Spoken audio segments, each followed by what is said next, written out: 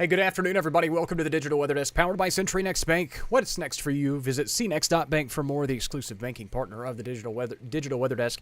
Hey, we've got some storms starting to pop up across southeastern sections of Louisiana. They've been ongoing through much of the day, southeastern Louisiana and southern Mississippi, and then also additional stuff out over southeastern Texas. So nothing really happening in our immediate area in terms of significant activity for the time being. But we will still be watching for the potential for storms not only through the rest of the afternoon, but also perhaps well into the nighttime hours tonight. Check of the radar made possible by Brown's Roofing. You can schedule your free roof inspection at brownsroofingla.com.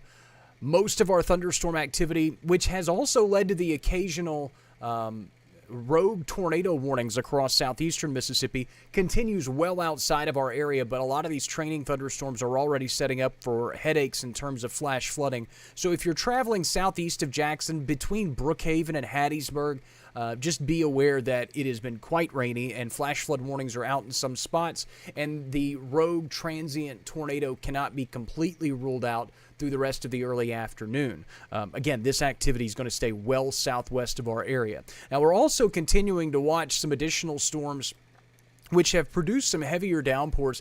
These aren't generally expected to be a significant threat in the short term for our area because of where they're positioned between Lafayette and Baton Rouge. Most of it's pretty spotty in nature and continuing to move off to the north and east.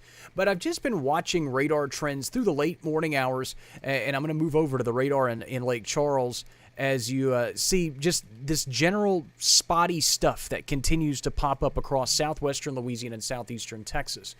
As we get deeper into the day, and we've got some other features in the atmosphere that are going to probably help aid thunderstorm development, also daytime heating, despite the fact that it's overcast, most spots will still probably reach the mid-70s this afternoon. And again, it's a very warm, humid environment. There's not a whole lot of deep layered, not a lot of instability to work with in terms of surface heating and things of that nature. But overall, there's at least, again, the warm, humid environment and some low to moderate instability in the atmosphere, excuse me, to generate some scattered storm potential through the course of the day and into the nighttime hours tonight. There's also going to be a few different kind of supporting players, if you will, that could help generate some of that thunderstorm activity. And we're already starting to see that happening just to the north of the Houston area over Huntsville, Texas, along I-45.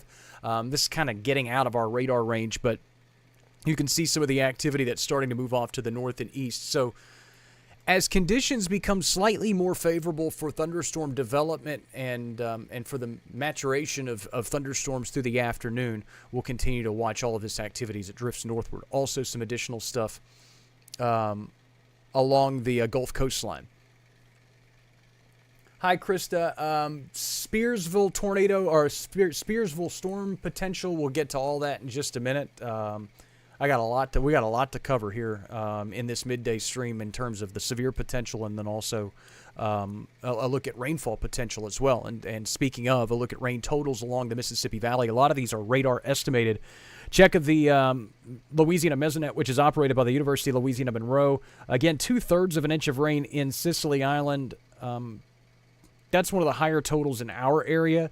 Kentwood's already seen nearly 2.5 inches of rain, and Clinton has already seen over 2 inches of rain as well. In fact, over 2.5 inches of rain. Now, granted, those are both not in our coverage area, quote unquote, but just a note of how the deep layered moisture can produce some thunderstorm driven exceedingly high rain totals. Temperatures are generally in the low to mid 70s for the most part across the area. The one notable change for most of southern Arkansas is how much higher dew points are compared to where they were this morning. We were in the mid to upper 50s in a lot of those spots. Now you're back into the mid 60s, which will obviously foster storm potential. The severe threat is going to be a little bit more conditional for your area because the front is essentially already stalled in that region. So there's, again, a lot of question marks as to the northward extent of the severe threat as we go through the afternoon hours today. Wind speeds at the surface have been fairly light. Expect those to increase somewhat out of the south, but at the surface winds are likely to stay somewhat tame. Now, low-level winds, as you move a few thousand feet up in the atmosphere, those continue to provide some small-scale disturbances that could help to fire off some showers and storms as we go through the rest of the day. Water vapor imagery shows, I just wanted to show the mid-level disturbance that's going to help drive thunderstorm potential, not only for the rest of the day, but into the nighttime hours tonight. Hello, everybody. Thanks so much for joining in. Thunderstorm activity is probably going to become fairly widespread through the rest of the afternoon, Richard. So if you're trying to go hunting, I would exercise caution. Lightning and things like that will be... Now, again, the severe weather threat is conditional for many locations, especially as you get along and north of I-20, but thunderstorm activity should be fairly widespread. Again, water vapor imagery, you take a look at the Texas-Oklahoma Panhandle, you can see that big swirl in the mid-levels of the atmosphere, and just the mid-level disturbance that's helping to drive the storm system through much of the central and southern United States. Futurecast is made possible by Bayou Power Sports I-20 Frontage Road in Monroe. They do have portable generators in stock, by the way, if you so choose to go pick one up. Not a bad investment to have during severe weather season. Louisiana Cooker has 9/10 of an inch of rainfall, or almost that, near Oak Ridge. Thank you so much for that report.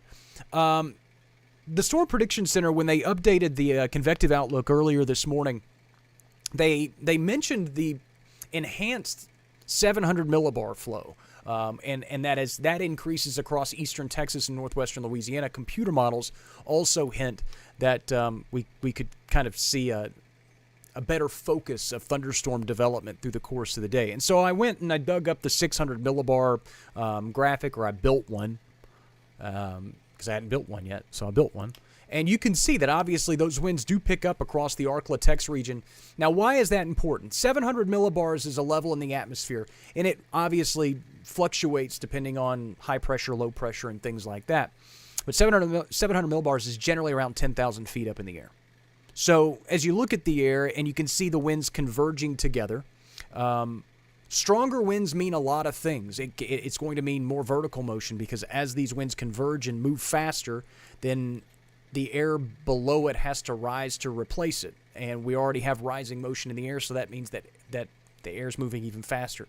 Also, it provides wind shear in the atmosphere. Generally speaking, most of what we're seeing today are southwesterly winds. There's not much of a backing of the winds at the surface that create a lot of directional shear. A lot of what we're seeing is speed shear. So when you start to see an increased flow in a certain level of the atmosphere, it does increase the wind shear in the environment, and it allows for twisting and spinning storms.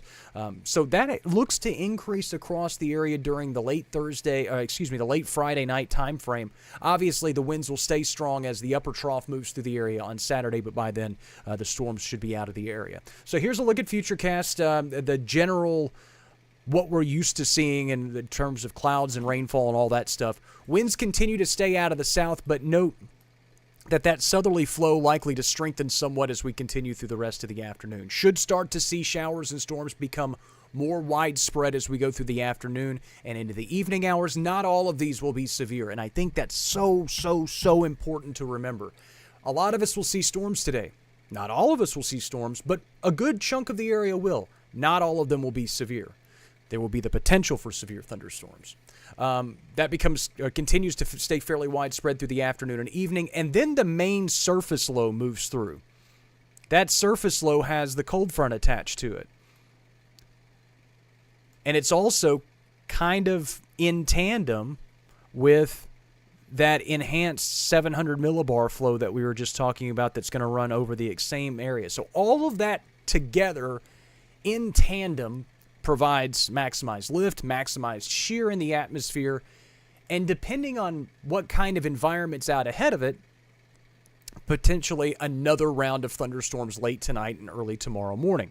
Those will continue to advance eastward, hopefully wrapping up by around sunrise on Saturday. And I know you're thinking, wait a minute, Jared, where's this sunrise talk? You said most of this should be out Friday night. Again, the upper level components of the system have trended slower and slower and slower and slower. So with that, it takes a longer time for the upper system to move out, leaves us with shower and storm potential for a longer period of time. Here's a look at the severe weather threat for today. It has not changed much from where we left it this morning. The Storm Prediction Center will send us another update at 2 o'clock. So about another hour and a half. and I don't expect it to change much then either. It's just going to be a slight risk for severe thunderstorms. We see these fairly often. I don't want to call this common because every severe weather threat is different, and if your home gets hit by a severe thunderstorm or a tornado today, then you don't want to hear that this was run-of-the-mill or just a normal severe weather day or something like that. It seems insensitive and stupid, so I won't say that. But we do see these rather frequently. Make sure that you have ways of receiving severe weather alerts. We'll get to that in just a minute. Damaging winds seem to be our primary concern. Again, as I mentioned, most of what we're seeing in terms of flow in the low levels, mid levels, upper levels of the atmosphere, all out of the southwest. It's all out of one direction. So that didn't provide a lot of directional shear in the environment for a lot of spinning surface-based storms. There's a lot of strong winds. There's a lot of potential for shear to create damaging wind gusts. But in terms of the directional shear that's really needed at the surface to help create tornadoes, it's more of an afterthought today. The damaging wind potential is probably 1, tornado threat is 2, heavy rain threats 3, hail threats 4. If we had to rank the threats, I think that sounds silly too and insensitive, but if we were going to prioritize what we think is the biggest issues today, that would be it. The excessive rainfall outlook, again, multiple waves of thunderstorms, or at least the potential for multiple waves of thunderstorms could lead to some localized street flooding and flash flooding issues. I know that sounds silly. Every now and then this graphic updates, and I put it in the graphic sequence, and then it completely blanks out. We'll fix this in just a second. No, we are expecting rainfall today. So here's a look at the aerial flood watch, and you're going to have to stare at me for a second as I replace that graphic with a different one. That gives us a general idea of the rain totals for our area. I don't know why that happens every now and then, but I think this one will work. Yeah, I guess. No, we're just gonna skip a rain total graphic. Make the executive decision there. So an aerial flood watch is out for much of Mississippi, and the flash flood warning's already out across southeastern Mississippi as well.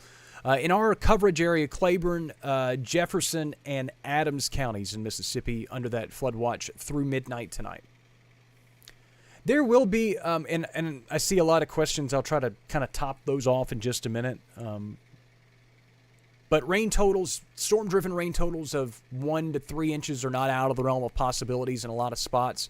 I would generally think most of us will probably be in the quarter to full inch of rain total-wise in terms of painting with a broad brush. But again, storm-driven totals will be much higher than that.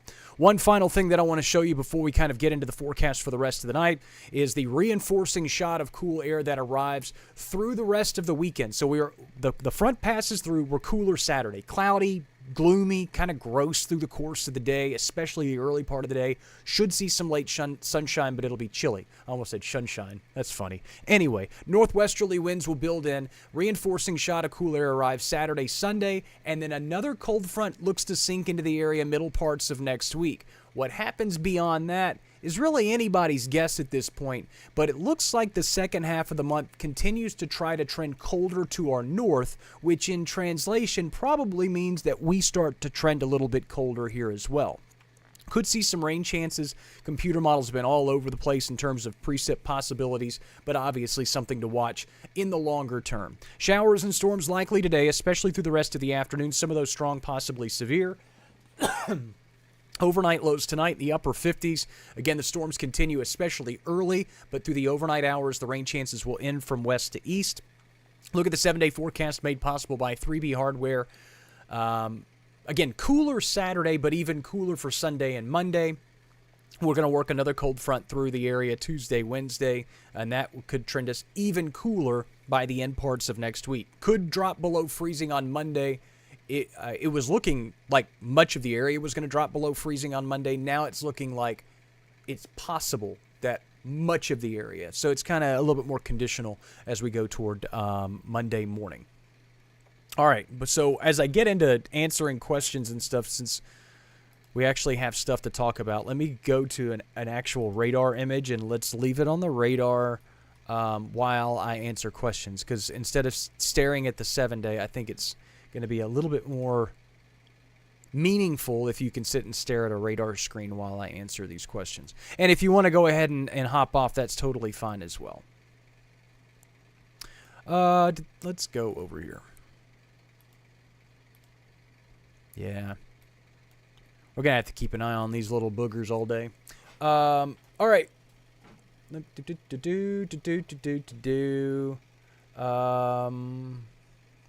Northwood, Arkansas. Conditions in southern Arkansas, the overall severe weather threat for Arkansas is very conditional. Along the state line, I still think there's the possibility that we could run into a damaging wind gust or two. I think the tornado threat is really going to be focused across northern Louisiana, and even that threat from northern Louisiana is isolated, right? But in southern Arkansas, again, your proximity to the stalled boundary does set you up for shower and storm potential,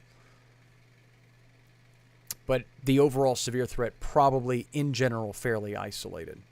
And again, that's painting with a broad brush, but for much of southern Arkansas, same general story. There will likely be a nighttime tornado threat, Laura, at least early half of the night, and at least for the southeastern half of the coverage area. So the Mississippi Valley, it's too early to really say with a lot of certainty who and for how long and all that stuff. But I would think that it's surprised we don't have a warning out for that for that storm out in southeast Texas. Anyway, we're also we don't have the best vantage point of it. I think there's going to be some type of nighttime storm threat and nighttime tornado threat. How long it lasts, we'll just kind of have to wait and see. Don't think Bastrop's going to get any rain today. I think you're going to get rain. It's a matter of how much rain. And again, those totals will be lower to the northwest, higher to the southeast, I think, as we go through the daytime hours. And that's again, a reminder that we are in full-blown drought conditions. And any rain is good rain at this point. Darlene, Sherry, Evelyn, Wanda, Leanne, Richard, thanks so much for hopping in. I need to get some water. Goodness. Sean, thank you so much for joining in. Darlene, Hamburg's kind of the same story. Going back to the severe weather outlook, you guys are kind of right there on the fringe. And I don't, again, these are human drawn, so they are not, they're not going to be perfect, right? No weather forecast is. I think you guys still have a chance of getting an organized thunderstorm through your area simply because of the warm, humid air that you've established through the morning hours. And also, it really depends on the track of the developing area of low pressure, and as it moves through, if you guys stay to the north of that area of low pressure, I think it's unlikely that you see severe weather. Again, we'll just have to wait and see. But obviously, there's the severe weather threat. Also, by the way, on that note, no watches, no warnings out for our area yet. We would have obviously addressed that if that were the case. And I think that's pretty much, like, I think that kind of wraps up, generally speaking, what we were aiming for today. Yeah, Jonathan, we need a real slow soaking rainfall across the area. Again, thunderstorms would be beneficial. If we could dodge the severe weather threat and just get some pretty widespread continuous thunderstorms across the region, that would really be a best case scenario because, boy, do we need the rain. And we need some prolonged rainfall. Hello, Miss Hannah. Who's watching my kid? I'm just kidding. She's napping. Thanks so much for stopping by the Digital Weather Desk, powered by Century Next Bank. A reminder, as you prepare for severe weather, make sure you keep your mobile devices charged through the course of the day. Be familiar with your surroundings, review that severe weather plan, and keep updated with the latest information, which you're already doing. We give you 3 different alert options, of course. Make sure that you have a NOAA weather radio. My family and I have one. They are loud, they are obnoxious, which is exactly the way they're supposed to be. Our partnership with Weather Call, phone calls, text messages, emails, letting you know that warnings are headed your way based on your location. You can register at digitalweatherdesk.com. Just go to the tab there that we have listed for you. And, of course, don't forget to download the Digital Weather Desk app available for Apple and Android users. We'll keep you updated through the rest of the day. If anything crazy happens, any watches, warnings, Anything I think you need to know about, I'll let you know about it. And of course, the app will keep you updated through the rest of the way as well. And I can send you messages if you need to know stuff there too. Thanks so much for stopping by. Enjoy the rest of your Friday and have a great weekend.